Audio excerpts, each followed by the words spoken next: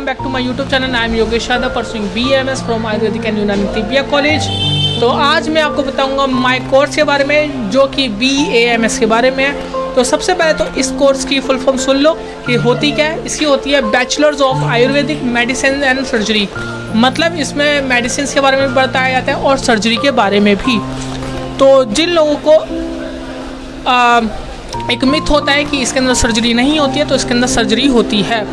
और दूसरी बात यह है कि सबसे पहले जो शुरुआत की थी सर्जरी पूरे वर्ल्ड के अंदर, पूरे विश्व के अंदर, वो सुश्रुत ने की थी, आचार्य सुश्रुत ने, जो कि आयुर्वेदिक मेडिसिन के फादर है, सर्जरी के फादर है, ठीक है। और जो मेडिसिन के फादर है वो है चरक, जो कि आपको चरक संहिता में देखने को मिल जाता है। तीसरी बात यह है कि इसकी जो फुल फॉर्म आपको पता ही चल गई है क्या है। जो लोग मेडिसिन में मास्टर्स करना चाहते हैं वो MD कर सकते हैं, और जो सर्जरी में करना चाहते हैं वो MS कर सकते हैं। Means medicine, doctorate in medicine और मास्टर्स इन सर्जरी आप लोग कर सकते हो, MD और MS, जो कि 3-3 साल के कोर्स होते हैं after the graduate, under graduate के बाद जो पोस्ट ग्रेजुएट होती है उसमें, ठीक है। तो मैं एक एक करके सब चीज़ों के बारे में बता देता हूँ। जो जिन लोगों के मन में मिथ होते हैं बहुत अबाउट दिस कोर्स के बारे में, वो आज आपके क्लियर हो जाएंगे, ठीक है। तो सबसे पहले तो इसकी ड्यूरेशन जो है वो 5.5 ईयर्स की होती है, जिसके अंदर 4.5 ईयर्स की जो है आपके ये पूरा कोर्स होता है, जिसके अंदर आपको क्लासेस लेनी पड़ेगी, आपको पढ़ना पड़ेगा। 5 सब्जेक्ट्स के बारे में बताऊँ कौन कौन से वो 5 सब्जेक्ट्स हैं जो कि आपको पढ़ने पड़ते हैं इस कोर्स के अंदर, इस अंडर ग्रेजुएट कोर्स के अंदर। और 1 ईयर की जो है इसके अंदर इंटर्नशिप होती है जो कि कंपलसरी होती है, ठीक है।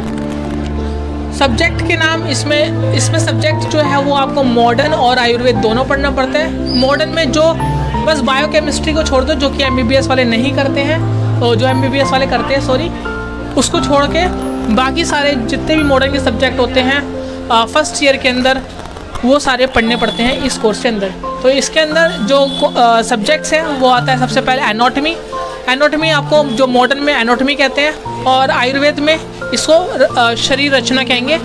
मतलब अलग अलग बुक होगी, एनाटॉमी की अलग बुक होगी, और जो शरीर रचना है आयुर्वेद के हिसाब से उसकी अलग बुक होगी।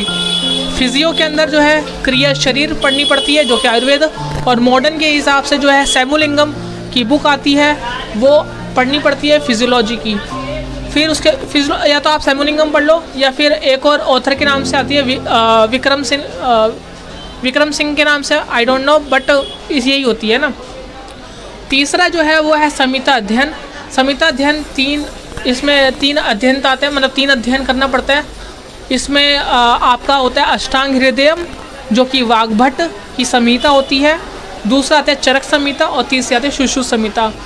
आप बहुत सारे लोगों को बोलेंगे आपको कि सुश्रुत संहिता नहीं पढ़नी पड़ती है फर्स्ट ईयर के अंदर, बट सूत्र स्थान जो होता है सुश्रुत संहिता का सिर्फ वही थोड़ा सा पोर्शन वही पढ़ना पड़ता है, क्योंकि जो थोड़ा बहुत जो है फर्स्ट ईयर के अंदर पता होना चाहिए कि गायनेकोलॉजी के बारे में, कि किस तरीके से जो है गर्भधारण होता है, मतलब ये सब पढ़ाया जाता है सुश्रुत के अकॉर्डिंगली, ठीक है, फर्स्ट ईयर के अंदर।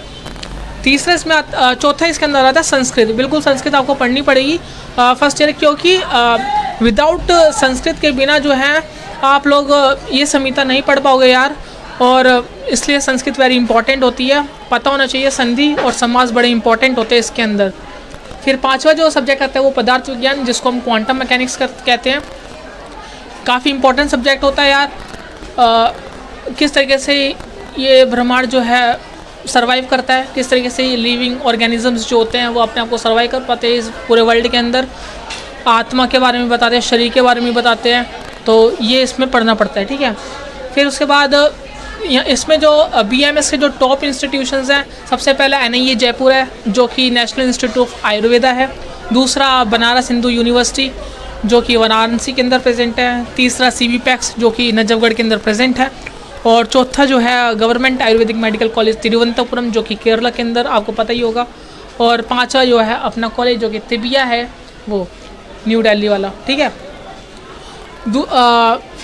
इस कोर्स की जो रेगुलेटिंग बॉडी है, मतलब जो आयुष कोर्स है, ये एक आयुष के अंदर आता है। सबसे पहले तो आयुष कोर्सेज के बारे में समझो कि आयुष कोर्सेज होते कौन कौन से हैं। इसके अंदर आपके पास जो A से स्टैंड करता है आयुष के अंदर, वो आयुर्वेदा, Y से योगा, U से यूनानी, S से सिद्ध और H से होम्योपैथी आता है, ठीक है। तो ये जो मैंने बताए, ये सारे नाम बताए जो कोर्सेज़ के, ये under the ministry of Ayush आता है। और इसको जो रेगुलेटिंग करने वाली बॉडीज़ है वो NCISM है। पहले CCISM थी, अब NCISM है, जिसका फुल फॉर्म है national commission of Indian system of medicine.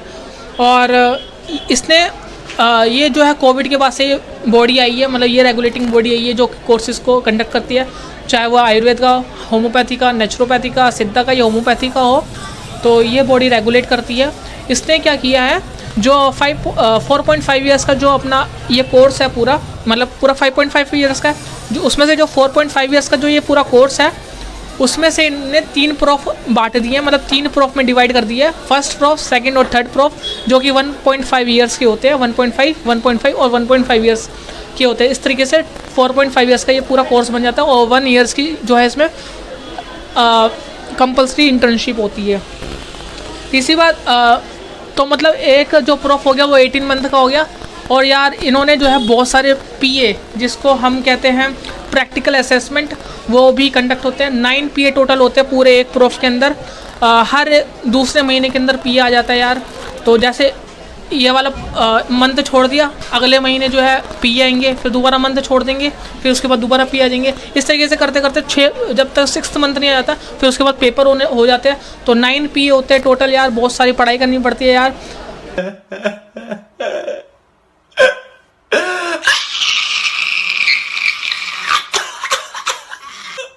क्योंकि दोनों पढ़ना पड़ता है, मॉडर्न और आयुर्वेद दोनों, इसलिए दोनों को कॉम्प्रोमाइज़ करना पड़ता है ना। उसके बाद जो है फिर जब आप ये 4.5 ईयर्स का जब आप कोर्स कंप्लीट कर लोगे, तो उसके बाद आपको जो है नेक्स्ट एग्ज़ाम देना पड़ेगा, जो कि एग्जिट टेस्ट होता है, वो भी आपको देना पड़ेगा। तो काफ़ी ज़्यादा सिचुएशन काफ़ी ज़्यादा सही हो गई है। पहले तो ऐसा नहीं होता था, लेकिन अब हो गया है। और उसके बाद अगर आपको MD या MS के अंदर एडमिशन लेना है, तो आपको PG का पेपर देना पड़ेगा एंट्रेंस के लिए, जिसको AIAPGET कहते हैं, all India AYUSH post graduate entrance test, जिसका फुल फॉर्म है। और अगर उसके बाद भी और आगे पढ़ना है, 2 साल की PhD होती है, तो वो भी आप कर सकते हो, ठीक है। तो अगर आप और भी चीज़ जानना चाहते हो NCISM के सिलेबस के बारे में, कि कौन कौन सा इसके अंदर सिलेबस किस प्रकार का होता है, तो आपको वीडियो दिख रही होगी इसके ऊपर, ठीक है। तो इस तरीके से आप उस चीज़ को फॉलो कर देना यार, और आपको पता चल जाएगा। तो आई होप गाइस आपको ये वीडियो पसंद आई होगी। अगर पसंद आई है तो यार लाइक, शेयर और सब्सक्राइब करना मत भूलना। और दूसरी बात, एक बात और मैं बताना चाहता हूँ कि ये जो कोर्स जब आपको MBBS नहीं मिल रहा ना, तो आप BAMS का कोर्स अडॉप्ट कर सकते हो। क्योंकि जब मेरे को भी नहीं पता था, बस सिर्फ मेरे को MBBS के बारे में पता था, ठीक है, 2 साल पहले, 1 साल पहले, कि ये कोर्स भी होता है, BAMS का कोर्स भी होता है, ये आयुष कोर्सेज भी होता है, सारे के सारे मुझे नहीं पता था। मैंने बहुत सारी रिसर्च करी इसके ऊपर, तब जाके मुझे पता नहीं था बिल्कुल भी। मुझे लग रहा था इसके अंदर स्कोप नहीं है, बट मैंने रिसर्च करी इसके बारे में, तो हाँ मुझे अब लगता है कि इसके अंदर बहुत सारे स्कोप है। और ध्यान रखना, जो लोग सोचते हैं कि मैं पार्शियल ड्रॉप कर लूँगा और ऐसे कॉलेज को मैं अडॉप्ट करूँगा जिसके अंदर बॉन्ड नहीं है, तो यार मैं बता देता हूँ, जब आप आयुर्वेद कॉलेज के अंदर आओगे ना, तो आप लोगों का ब्रेन वॉश हो जाएगा इस आयुर्वेद के अकॉर्डिंगली। आपको बोलेंगे यार एलोपैथी ये क्या चीज़ है, इसमें तो इतने सारे साइड इफ़ेक्ट होते हैं, और भी बहुत सारी चीज़ें जो एलोपैथी में पॉसिबल नहीं है। आप बिना ट्रीटमेंट के भी इंसान को ठीक कर सकते हो with the help of yoga और एक्सरसाइज। आई थिंक मेरे को लगता है कि फूड और एक्सरसाइज और योगा जो होती है अपनी ही बेस्ट मेडिसिन होती है, इनके अलावा और कोई मेडिसिन नहीं होती है। सिर्फ वो तो एक अल्टरनेटिव वेज होता है जो उसको सपोर्ट करता है। तो हम सारी चीज़ों को इस तरीके से ठीक कर सकते हैं। तो आई होप गाइज आपको ये वीडियो पसंद आई होगी। तो वीडियो पसंद आई है तो यार लाइक कर देना, ठीक है। तो बाय गाइस।